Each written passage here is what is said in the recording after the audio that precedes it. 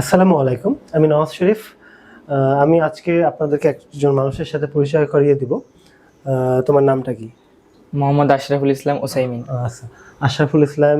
আশরাফুল ইসলাম সাইমিন। ওসাইমিন। আচ্ছা, ও আসছে একটা আইপিএস নিতে 1200 ভিএ। তো তোমার বয়স কত?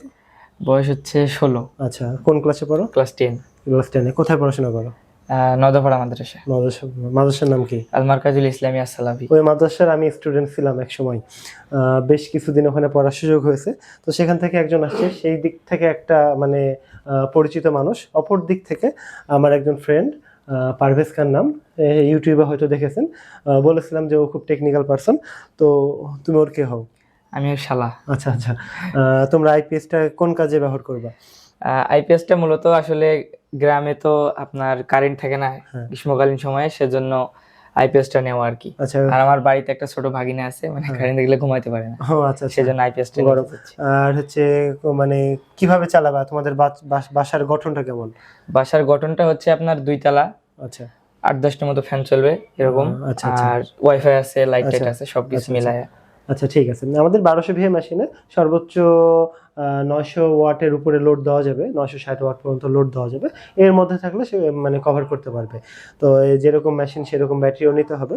আমরা অবশ্যই সেটা তাকে জানিয়ে দেবো। তো আমরা একটু মেশিনটা দেখাই যে এটা হচ্ছে মেশিনটা একটু চারে দেখো তো কেমন মনে হয়। ভারী? চারও সমস্যা নাই, তল দিয়ে হাত দিতে হবে। হ্যাঁ, কেমন ভারী? মোটামুটি আছে 15 কেজি, 18-20 কেজি তো হবেই। ভারী। এটা প্রায় 16 কেজির মতো ওয়েট। আচ্ছা, আমরা এখন এমনি খুবই নর্মাল ব্যাটারি দিয়ে একটু লোডে ফেলবো। এটা খুবই নর্মাল ব্যাটারি, আমরা শুধুমাত্র টেস্টিং এর জন্য এটা রাখি।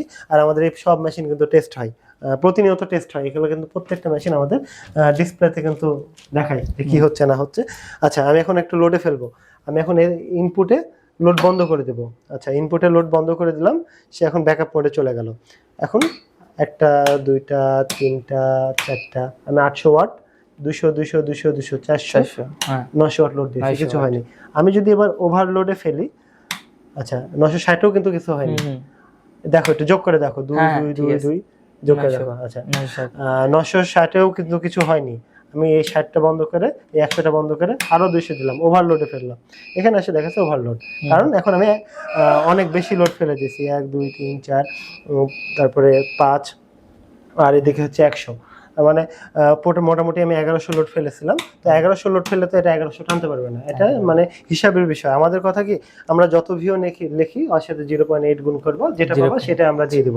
আমরা যা দিব, আমরা আমাদের ট্রান্সফরমার ভেতরে একটা ট্রান্সফরমার থাকে, আমরা যা ক্যালকুলেশন করি সেটা থেকেও আমরা আরো 100, মানে আমাদের হিসাবটা যতখানি হয়, আমরা ধরো পেলাম 1000 ওয়াট, আমরা ওটাকে লিখি 900 ওয়াট।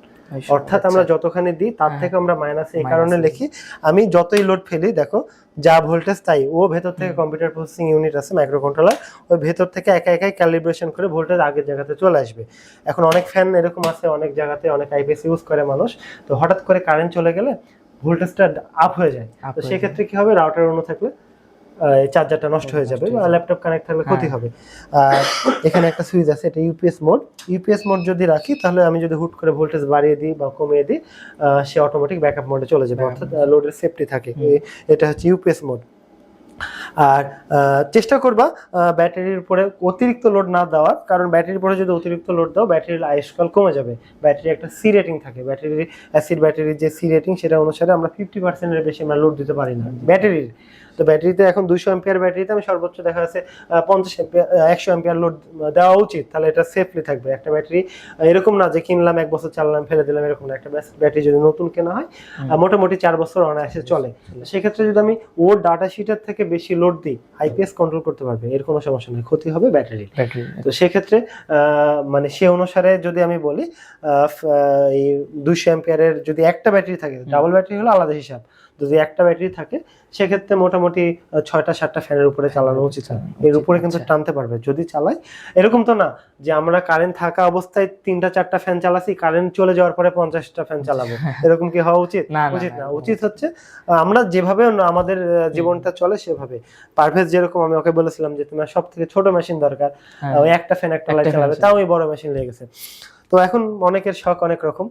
তো তোমার কাছে যে আমাদের এই পরিবেশটা তোমার কাছে কেমন লেগেছে? পরিবেশটা আমার কাছে খুবই ভালো লাগছে। এর আগেও একবার পারভেজ ভাইয়ের সঙ্গে এসে সবকিছু দেখে গেছি। ইউটিউব কি ঘাটা হয়? হ্যাঁ, ইউটিউব ঘাটা হয়। ইউটিউব যদি আমার চ্যানেলটা যদি ঢুকো, দেখবা যে এখানে আমরা ড্রোন তৈরি করা শেখাই, রোবোটিক্স এর কাজ শেখাই, ইলেকট্রনিক্স এর কাজ শেখাই, দেখা আছে আপনার ইলেকট্রিক্যাল এর কাজ শেখাই। আমার ছোট ভাই ও তৈরি হচ্ছে, ও জিনিসপাতি বানায়। তো এই বিষয়গুলোর সাথে কানেক্টেড থেকে অনেক কিছু বোঝানোর সুযোগ হয়। তো আমরা যা বলবো টেকনিক্যাল বিষয়গুলো তুলে ধরে বোঝানোর চেষ্টা করবো। ইভেন তুমি যখন আমার এখানে ঢুকো, আমি কিন্তু তোমাকে বলে দিয়েছি যে যা বলিবা সত্য বলিবা। এখানে হচ্ছে কোনো প্রকার বানিয়ে বলার দরকার নাই। যা যদি মনে হয় যে ভাই এটা এখানে এইরকম করা দরকার, বলবা। আমরা সাজেশন নিয়েই কাজ করার চেষ্টা করি। আর তোমাকে অসংখ্য ধন্যবাদ আমাদের কাছে আসার জন্য। আমরা এটা আশা করছি তোমার মাধ্যমে আরো মানুষ পাবো, কারণ আমরা চাই কাস্টমারকে ভালো একটা সার্ভিস দিতে। ভালো একটা সার্ভিস যদি আমি দিতে পারি, আশা করি আমি আরো কাস্টমার পাবো। আর আমি যদি ভালো সার্ভিস দিই, তুমি তার বলবা না যে অন্য কোম্পানির একটা আইপিএস নিতে, যেখান থেকে তুমি ভালো কিছু পাবা। অবশ্যই সেখানে সাজেস্ট করার চেষ্টা করবা।